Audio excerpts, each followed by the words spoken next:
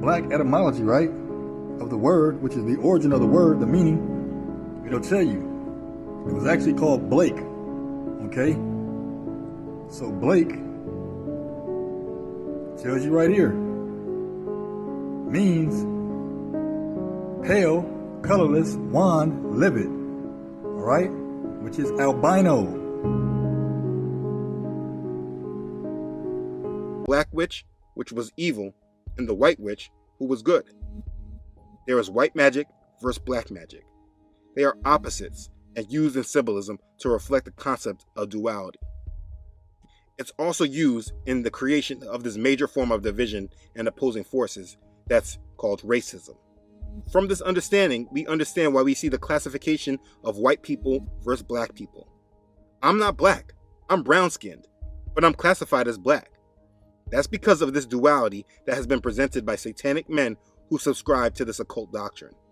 They made opposing forces between races, and it was very specific. You see, these things are used against us to create feelings of animosity and opposition, and we direct it at the other side, but we do not realize that we are being baited into a satanic mindset of duality of opposing forces, and like they do with everything else, they have added race into it as well. This is duality, and it all goes back to yin-yang, which all goes back to a doctrine of Satan being God. Be awake to this yin-yang doctrine and all that is associated with it. When the duality symbolism is being presented, I want you to recognize it and know that you should not take any of the sides.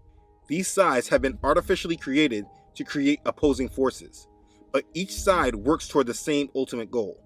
In the real world, according to our Creator, there is no real white versus black, Republican versus Democrat, capitalist versus socialist, East versus West, etc.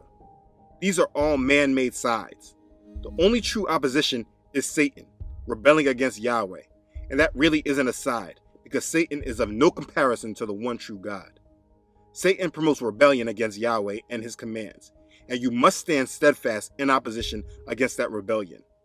That's the only thing that matters. So keep your mind fixed on the ways of the one true God and reject the ways of that false angel that is promoting rebellion. Remember, if you surrender to Yahweh, no weapon formed against you shall prosper. Be blessed.